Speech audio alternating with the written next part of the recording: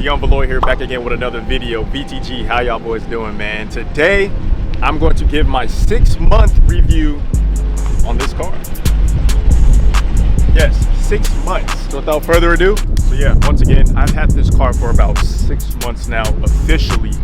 And I got a lot of things to say, some things that I hate and some things that I love. I honestly didn't think I'd have this car for this long. To be honest, I would have probably thought of trading this in a long time ago. This car really grew on me, especially because this engine in here can handle boost crazy, bro. The boost that you put on this car, that you put on the scat pack, may blow up that engine. So that's a plus side for this, but we're gonna get into more though. So first thing I wanna get into is all the things that I currently have done within a 6 month period.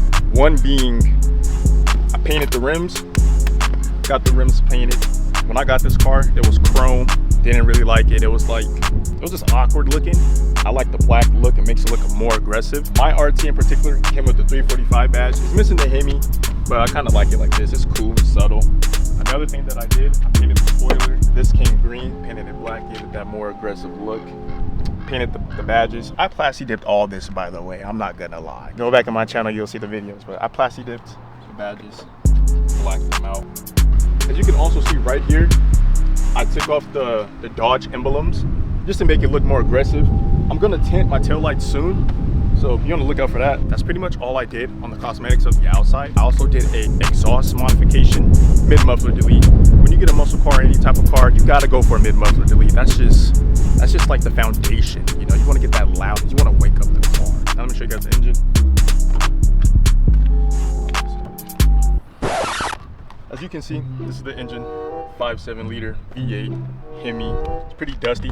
I haven't really touched this, I'm gonna be honest. This is bone stock, bone stickety stock, all right?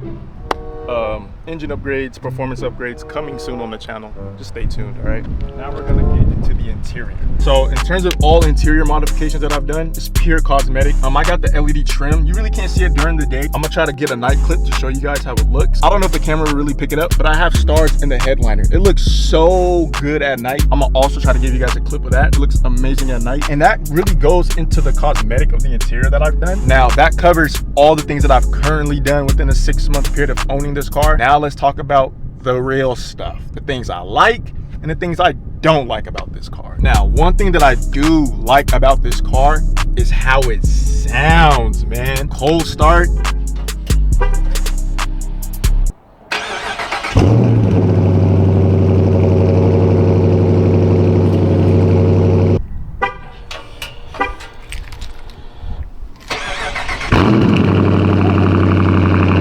Hitting the gas, boy.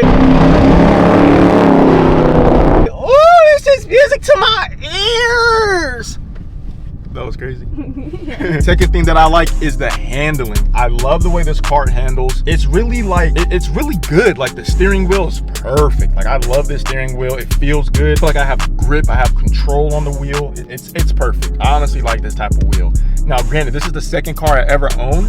I'm pretty sure there's more better steering wheels out there in the world, but for American muscle, this is nice. This is nice. To better explain it, it feels like if I turn slightly, the car's gonna turn with it. That's common sense. Like it may not make sense what I'm trying to explain, but it handles good. All right, just it handles good. Another thing that I do like about this car is the comfortability. Now, this is a 4-door sedan. I can't really say much about the coupes. I don't have a coupe, but as a sedan, bro, the comfortability, the seats, like look at this.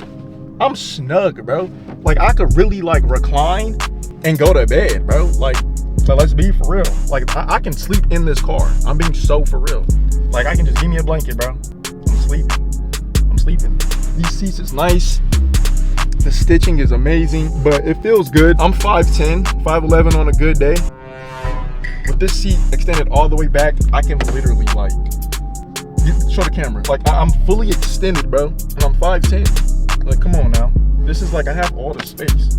I can't say much for the coupes, but for a sedan, this is nice. This is nice. Another thing that I do like about this car is the horsepower. For those that don't know, RTs come at a stock of 370 horsepower, and I believe 390 pounds of torque. That's a lot. You could feel that. You could really feel that, bro. If you put your foot on the gas, you're gonna sink into your chair, bro. I kid you not. For an RT, it got some power to it, bro. I was looking crazy. It got some power to it, and it's fun. Like I said, bro, this is my first time ever owning a muscle car, first time ever getting into a hemi, into the Mopar scene, like all of that. This is my first time having a muscle car. For an RT, this is fun. If you drive one of these and it's your first time ever driving a muscle car, a V8 at that, you will really be taken by surprise. Like, it's obviously not the fastest. It doesn't have the most horsepower, but you can boost it. You can add a lot of horsepower to this, you know what I'm saying? But for what it's worth, this car, it does the job. It gets the job done. You know, you can be up there with other cars. You know, you may not, like I said, you may not be the fastest on the road, but you could be up there. You're gonna be up there, you know what I'm saying? The speed is another thing that I like about this car. Like I said, this is a V8 Hemi. It is a boat though. This is a heavy car. Like I said before, it picks up. If you put your foot down, it's going, bro. It's going. And in one of my previous videos, I raced one of my homies tuned Mustang 3.7, I think, or 3.5 or 3.7, and we was neck to neck. You know, he got me on one round, I got him on the next one. So it's like, this car can move, bro. This car can move. Another thing I like about this car is the gas, bro. I'm not gonna lie. When I first got this, I was a speed demon. Drive responsibly though, you know what I'm saying? But I was a speed demon, bro. And I was at the gas station like 3-4 times a week. 3-4 times a week. Didn't like that, so I had to slow down a little bit. When you're actually using this car and driving it how you're supposed to drive it, you know, like a civilian, okay, you could really save a lot of money on gas, and it preserves a good amount of gas. On a full tank, I believe I get around 300 mile range, you know, and I get about 19 to 20 miles per gallon on the street, as you can see right here, drone camera. On average, I get 19.6 miles per gallon. That's on the street, bro. But this changes how you drive. Keep that in mind. At least to my knowledge, with my experience. So that's pretty good, bro. For a V8, come on, bro. That's some pretty good miles per gallon. Now, the things that I do not like about this car. One being this interior. Look at this interior. Don't look down here, but look at this. Like, this car is a 2023, brand new. Look at this interior. Almost like nothing has changed, bro. I kid you not. I think if you get a Dodge Charger or Challenger of like 2017, 2018 and up or something like that, the interior is the same. Look, Dodge, what was y'all doing? What was the point? Y'all trying to save money? Y'all got enough. Update this interior. Like, what, bro? That's probably one thing that I absolutely hate about this, is the fact that, bro, this is the 2023. This is a modern day vehicle. Why is my interior the same? Like, why is it still the same as previous years of this? Like, you know what I'm saying? Like, come on, bro. Dodge for real. Be for real. Another one being the system's drive modes. Like, this is how it looks, you know. I get some performance pages, you know. Sport mode. That's all I get is sport mode. I want track mode. You know what I'm saying? Like, I want eco mode. This don't even come with eco mode. Like, bro, look at this. Look at this. This don't even come with eco mode. It's a 2023. Why doesn't my Dodge? Why does my brand new car, 2023, not have eco mode? My 2021 Honda got eco mode. Like, come on, bro. At this point, I was trying to feel like y'all did this on purpose, bro. Like, that makes no sense. Why do I not have eco mode? Why do I not have eco mode? You tell me. You telling me I gotta get a scat packet up just to save a little more on gas? Like, come on, bro. That's one thing I hate about this car. When I got this car and I realized that, I was like, what did I just do to myself? What the fuck? I also forgot to mention that I bought this car at 19 miles and I currently have 3,738 miles within 6 months. That's how many miles I put on this car. And so far I haven't had any issues. I've been hearing the ticking noise sometimes when I start this car up. Y'all in my TikTok comments been telling me and DMing me on Instagram talking about it's a hemi tick. I guess that's a thing. I don't know. Like I said, it's my first time ever having this type of car and Mopars and Hemi. So it's occasional though. Sometimes I'll hear a tick like when it starts up and then it'll go away. I haven't heard it since in a long time, but I've heard that. I heard something before. And I just wanted to say that. So far, that's the only thing go wrong with this car. Another thing I hate about this car, look how high it sits. I can literally put my whole fist. My whole fist is in here, bro. Like, I don't know why. Like, why it sits so high, stock and natural. I believe what Scats and Hellcats, they're a bit lower, but I don't know. I don't know, man.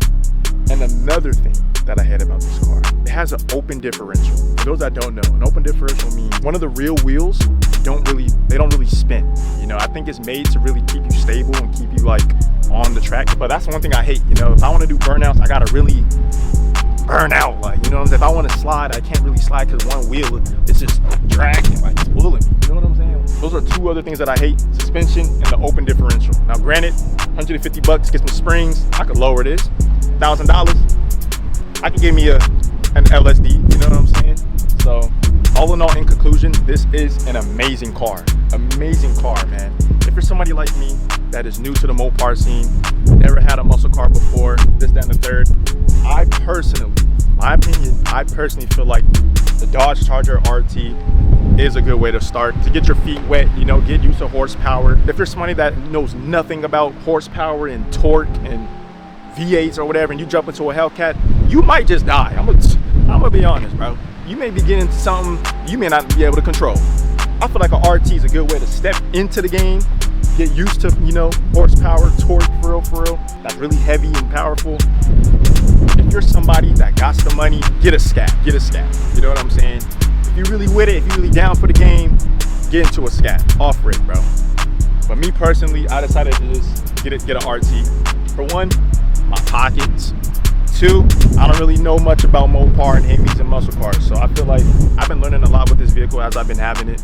As of right now, I will say I'm contemplating on whether or not I should just keep this and really just boost and mod this, or just trade it in, get a scat, you know, or whatever. I don't know. You guys let me know in the comment section down below. That's gonna be all for today's video. Hope you guys enjoyed. If you did, like the video. If you're new to the channel, subscribe. Road to 20K, man. Let's get it. BTG. I love y'all, boys. See you guys in the next one.